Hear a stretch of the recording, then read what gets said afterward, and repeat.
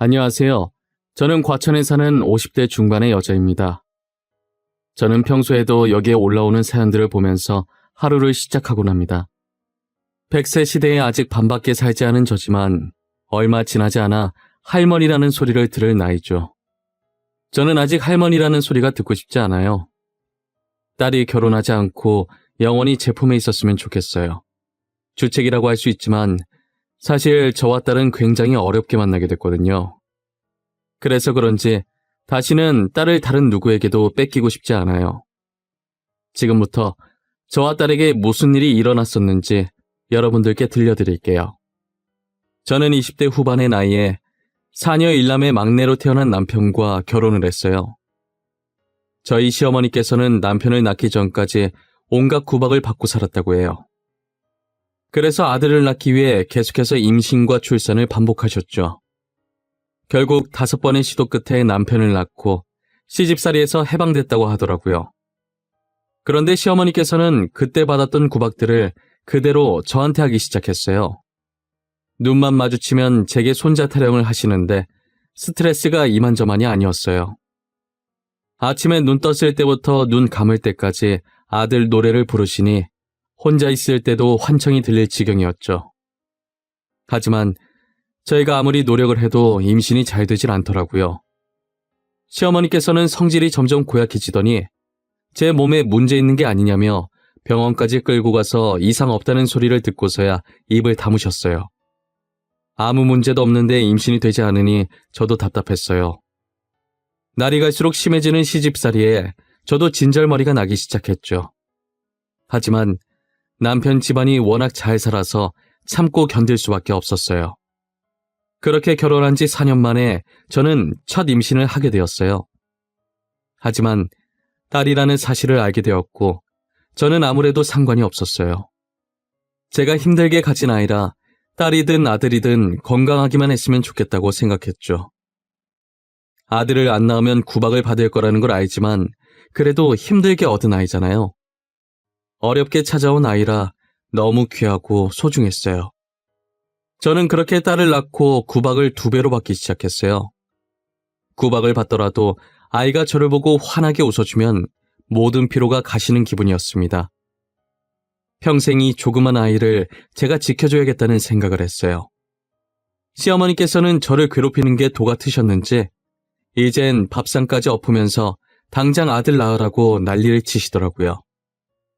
딸도 어렵게 가졌는데 아들 가지라고 하면 금방 임신이 되냔 말이에요. 그렇게 2년이라는 시간이 흘렀고 갑자기 딸이 사라져버린 거예요. 어떤 바람이 불었는지 시어머니께서 딸을 데리고 산책을 가시겠다고 하는 겁니다. 저는 드디어 손녀라고 받아들이는 건가 싶어서 잘 다녀오라고 했죠. 아직도 그때만 생각하면 시어머니와 딸을 그대로 보낸 제 자신이 너무 밉습니다. 분명 나갈 땐 둘이었는데 들어올 땐 시어머니 혼자시더라고요. 저는 너무 놀라서 시어머니께 딸은 어디 있냐고 큰 소리를 쳤어요. 시어머니께서는 잠깐 한눈 판 사이에 애가 없어졌다고 하는 겁니다. 그때의 시어머니 표정은 아직도 생생하게 기억하고 있어요. 아이를 잃어버린 사람치곤 정말 아무렇지 않은 듯한 표정이었거든요. 저와 남편은 아이가 없어졌다는 소식에 난리가 났습니다. 2달 동안 찾아다녔지만 머리카락 한 올도 찾을 수가 없었어요. 전단지를 아무리 돌려도 연락 오는 사람이 한 명도 없었죠. 결국 저희는 경찰서에 가서 딸아이의 실종 신고를 하고 왔어요. 그리고 얼마 지나지 않아 저는 또 한 번 임신을 하게 되었어요. 운 좋게 이번엔 시어머니가 그렇게 애타게 찾았던 아들을 낳았습니다. 저는 아들을 낳은 동시에 시집살이에서 해방될 수 있었어요. 저희 부부보다 시어머니께서 엄청 좋아하셨어요. 하루 종일 아들을 안고 계시고 제가 자고 일어나면 밥상도 대령해 주시더라고요. 솔직히 시집살이 살다가 아들 덕분에 이런 대접받으니 속도 없이 좋더라고요. 딸에겐 미안하지만 대접받는 분위기에 취해 아주 잠깐 딸을 잊고 있었어요. 제가 보통 한 번 자면 깊게 잠드는 편인데 이상하게 그날은 자다가 새벽에 한 번 깬 거예요. 화장실 갔다가 다시 자야겠다는 생각에 안방에서 나와서 거실 화장실 쪽으로 걸어갔어요. 그런데 시어머니 방문이 살짝 열려 있었고 통화를 하시는지 시어머니 목소리가 들리더라고요. 그래. 너가 알려준 무당이 정말 용하더라니까. 손주 본 건 다 네 덕이야. 어쩜 그렇게 잘 맞춘다니? 나는 원래 안 믿으려고 했었거든? 근데 너무 신기하다. 나도 처음엔 너처럼 안 믿었거든. 근데 그 무당이 시키는 대로 하니까 우리 며느리도 단번에 아들을 낳은 거야. 너무 신기했다니까.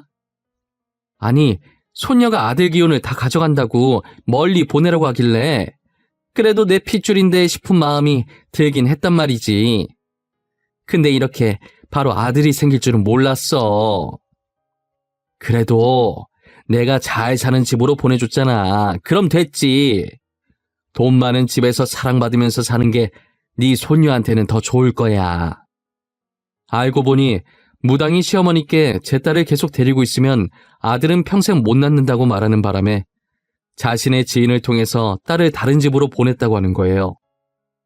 그리고 저희가 딸 실종 신고를 한 날 몰래 다시 경찰서로 가서 딸 찾았다고 실종 신고를 취소해달라고 했다더라고요.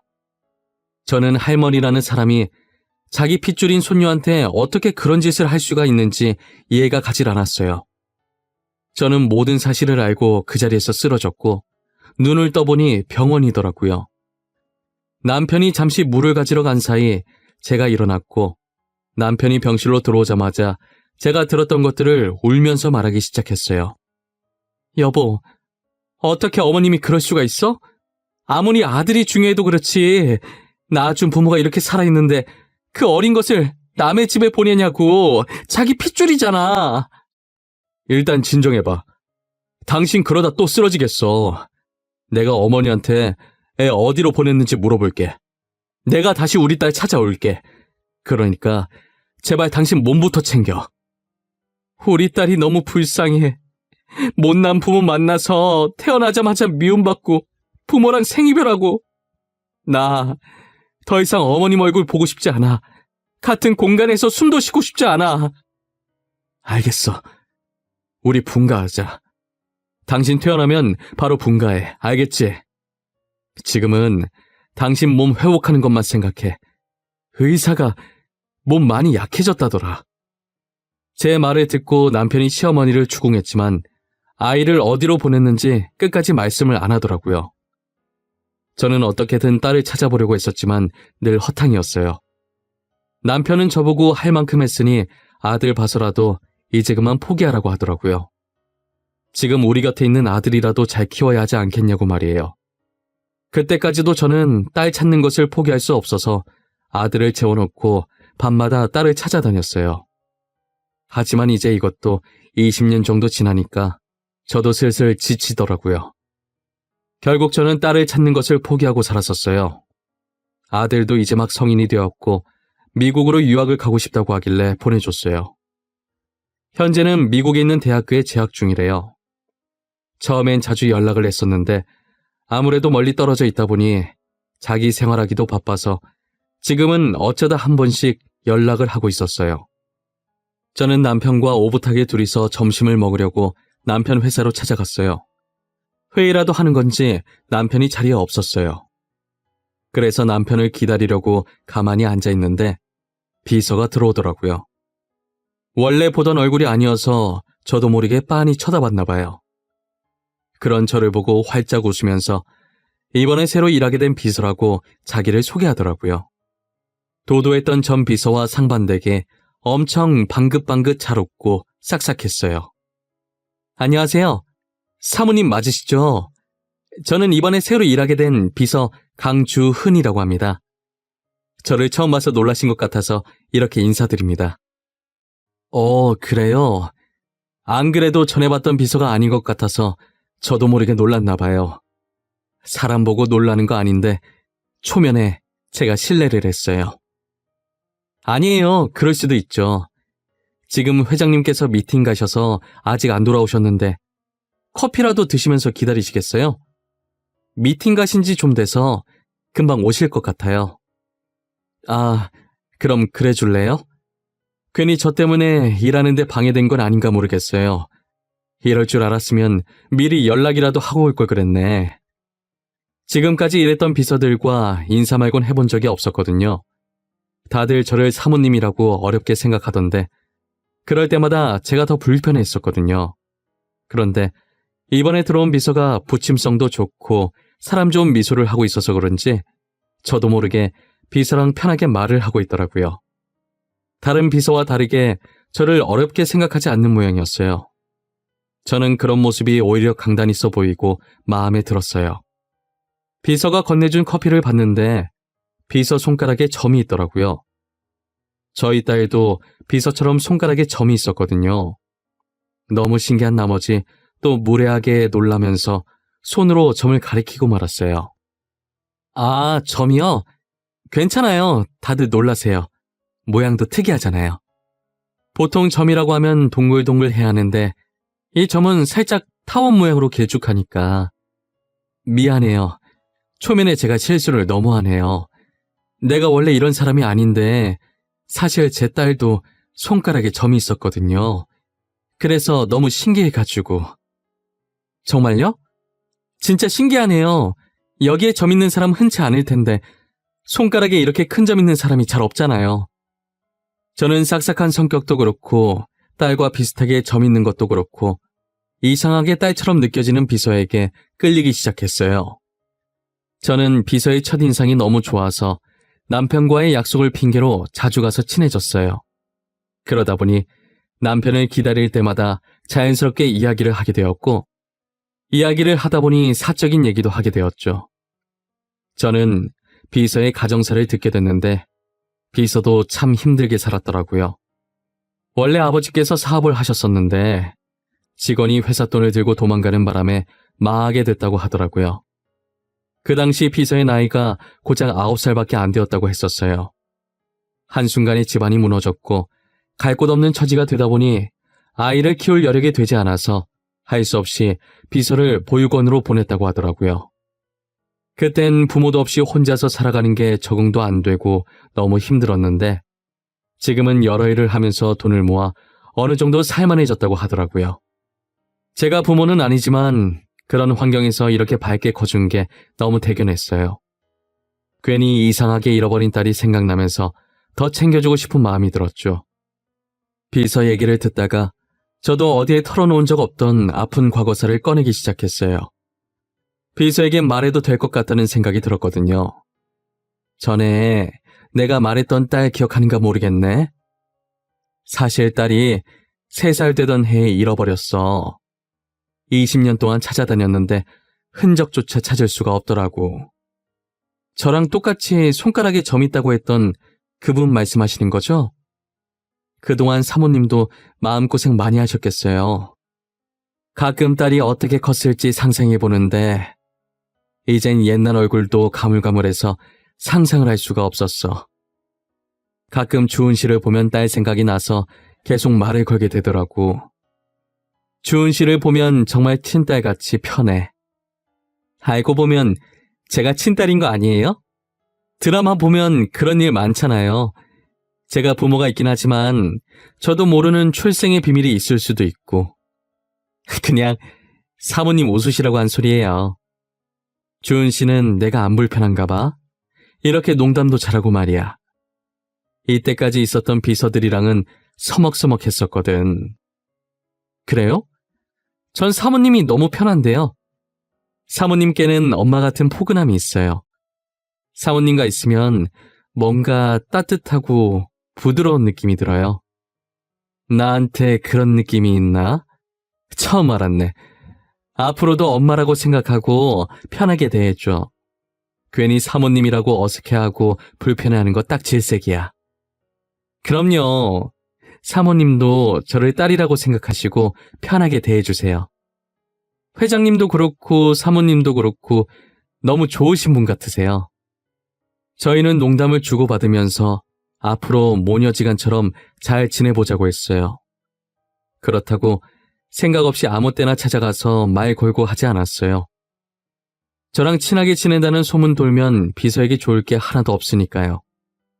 어느 회사든 시기 질투하는 사람들이 늘 존재하잖아요. 혼자 알아서 일 척척 잘하고 있는데 괜히 피해주긴 싫었어요. 그리고 얼마 후 남편이 원래 신장이 안 좋았는데 나이가 들어서 그런지 상태가 더 안 좋아졌더라고요. 결국은 다른 사람에게 신장 인식을 받아야 하는 상황까지 왔어요. 하지만 저는 많이 늙었고 아들은 현재 당장 한국에 들어올 수 없는 상황이었어요. 비서는 저희의 사정을 알고 자기가 선뜻 신장 기증을 해주겠다고 하는 거예요. 주은 씨가 신장 기증을 해주겠다니 그게 무슨 소리야. 우린 기증자 나타날 때까지 기다리면 돼. 그러지 마. 아니에요. 회장님께 은혜를 갚고 싶어서 그래요. 제가 비서일 할 수 있게 해주신 것도 회장님이시란 말이에요. 아무리 그래도 그렇지 어떻게 그렇게 쉽게 자기 신장을 남한테 이식해준다고 해. 우린 괜찮아. 기증자 금방 나타날 거야. 기증할 생각 하지 마. 사모님, 전 아직 젊고 건강하잖아요. 수술해도 금방 회복할 수 있어요. 그리고 회장님이랑 저랑 혈액형이 똑같아서 가능할 거예요. 아니야. 이건 진짜 아닌 것 같아. 어차피 가족 아니면 수술 못하는 걸로 알고 있어. 그러니까 주은 씨, 이식해줄 생각이면 일찌감치 접어. 알겠지? 이식 수술이라는 거 쉽게 생각할 게 아니야. 사모님, 요즘 기술이 얼마나 좋아졌는데요. 이식해도 아무 문제 없을 거예요. 아마 가족이 아니라도 본인이 이식하고 싶다고 하면 해주실 거예요. 혹시 모르니 검사라도 받아볼래요? 저는 비서가 이렇게 고집이 센 사람이라는 걸 그때 처음 알았어요. 제가 아무리 겁을 주고 말려봐도 제 말은 들으려고 하질 않더라고요. 결국 비서는 신장을 기증할 수 있는지 필요한 검사들을 다 받았어요. 의사는 저희에게 정말 뜻밖의 결과를 말씀하시더라고요. 강주은 씨 검사 결과를 보니까 신장 상태가 아주 깨끗하고 좋아요. 그리고 환자분과 혈액형도 일치하고 가족관계 이미 확인이 되어서 기증을 하실 수 있겠네요. 잠시만요, 선생님. 가족관계라니요? 그게 무슨 말이에요? 저희 남편이랑 주은 씨가 왜 어떻게 가족이라는 거예요? 모르셨어요? 두 분 모녀지간 아니었어요? 어허, 유전자 결과 검사가 일치한다고 뜨는데 남편분과 강주은 씨는 부녀지간입니다. 알고 보니 저희가 지금까지 애타게 찾던 친딸이 비서였어요. 이렇게 저희랑 가까이 있었는데 그동안 몰라봤다니. 그리고 그걸 지금 남편 신장 이식하려고 검사하다가 알게 됐다는 게 너무 드라마 같았어요. 순간 제 인생이 누군가 각본을 짜고 저는 그 작가의 꼭두가시가 된 기분이라고 해야 할까요? 이제껏 친딸을 찾으면 어떤 반응을 보여야 할까 수도 없이 상상을 했었는데 현실에 닥치니 정말 아무 말도 할 수가 없고 믿기지 않는 표정으로 쳐다만 보게 되더라고요. 그동안 제 핏줄이라 비서에게 마음이 갔던 것 같았어요. 비서가, 아니 제 딸이 전에 우스갯소리로 자신이 친딸 아니냐고 농담을 한 적이 있었는데 정말 제 친딸이었다는 게 진짜 놀란 걸 넘어서 헛웃음이 나올 지경이더라고요. 저는 딸을 데리고 남편이 있는 병실로 들어갔어요. 남편은 딸을 보고 당분간 휴가라고 했는데 왜 여기까지 왔냐고 하더라고요. 저는 그런 남편에게 우리 딸이라고 말하니 무슨 이런 인연이 다 있냐고 하면서 딸을 비서로 고용하게 된 사연을 말하더라고요. 사실 자신이 자주 가던 식당에 딸이 홀서빙 알바로 있었는데 너무 눈에 밟혀서 월급을 2배로 줄 테니 비서를 하지 않겠냐고 제안을 했다는 거예요. 이런 식으로 비서를 뽑은 적이 단 한 번도 없었는데 희한하게 핏줄을 알아본 건지 자기가 제안해놓고 자기도 많이 놀랐었다고 하더라고요. 그렇게 딸은 22년 만에 다시 저희 집으로 돌아오게 되었고 시어머니는 딸의 손을 꼭 잡고 연신 미안하다며 눈물을 흘리셨어요. 잘 왔다. 잘 왔어.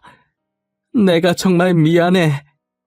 염치 없는 거 안다만 이렇게라도 사과를 하고 싶어.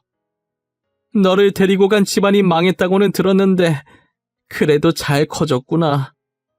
솔직히 처음에 얘기 듣고 할머니가 미웠거든요. 근데 지금은 괜찮아요.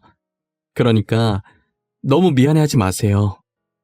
이렇게 착한 것을 내가 미쳤어. 이 죗값을 나중에 어떻게 갚으려고 그 짓을. 그래도 이 할미가 죽기 전에 찾아서 이렇게 얼굴 볼 수 있어서 참 다행이구나. 시어머니는 딸을 찾은 지 한 달 만에 세상을 떠났어요. 그동안 시어머니께서 티를 안 내서 몰랐는데 자기 핏줄인 손녀를 본인 손으로 직접 다른 곳에 보내고 마음이 편치만은 않았던 것 같아요. 손녀를 찾고 나서 편안한 마음으로 모든 짐을 내려놓고 떠나신 것 같아요. 저는 얼마 전에 남편 이식 수술을 끝내고 남편과 딸 병간호를 하면서 아주 잘 지내고 있습니다. 멀리 있는 아들에게도 누나를 찾은 소식을 전해주었어요. 미국은 아직 밤 늦은 시간일 텐데 제가 보낸 카톡을 보고서 바로 영상통화가 왔더라고요. 엄마, 드디어 누나 찾았어? 그동안 포기한 것 같더니 결국 찾았구나. 역시 우리 엄마 집념이 대단해. 결국 해내네. 이것이 엄마 놀리려고 전화했구만. 너도 누나 얼른 찾았으면 좋겠다고 했었잖아. 누나 아기 때 사진 보고 엉엉 하면서 나보다 더 울어놓고. 그때 내가 얼마나 당황했는지. 그 얘기 지금 왜 해? 그땐 내가 애기였으니까 그랬지. 그래서 누나는 어때? 괜찮아? 아빠한테 신장이식 해줬다며. 저놈 새끼. 아빠 걱정은 안 하고 누나 걱정만 하는 저 불효자 자식. 누나는 멀쩡하고 니네 아빠는 죽었다 이 녀석아. 역시 우리 아빠 아주 튼튼하구만. 목청이 살아있으셔. 그래서 누나는? 나 누나 보고 싶은데. 엄마, 이제 그만 카메라 돌려봐. 엄마 얼굴은 많이 봤잖아. 아들이라도 막내는 막내인 건지 애교도 많고 장난도 잘 쳐서 처음 보는 누나한테도 금방 누나 하면서 조잘조잘 말을 잘하더라고요. 그 모습을 보면서 이제 우리 가족이 다 모였구나라는 생각이 들면서 괜히 눈물이 찔끔 났습니다. 딸한테 들키는 바람에 아들이 그 소리 듣고 놀려서 나오려던 눈물이 쏙 들어갔지만요. 지금 너무 행복한 하루하루를 보내고 있어요. 힘들게 딸을 다시 만나게 된 만큼 이때까지 못해줬던 것들 다 해주면서 살려고요. 같이 여행도 가고 사고 싶다는 게 있으면 다 사줄 생각입니다. 그리고 이건 제 욕심이지만 딸이 늦게 결혼을 했으면 좋겠어요. 결혼 안 하고 평생 제 옆에 붙어 살면 더 좋겠고요. 하지만 좋은 짝을 만나면 제가 못 이기는 척 보내줘야겠죠. 앞으로는 딸이 늘 행복만 가득했으면 좋겠어요. 제 이야기는 여기서 마치도록 할게요. 긴 글 읽어주셔서 감사합니다. 여러분들도 늘 건강하시고 행복하세요.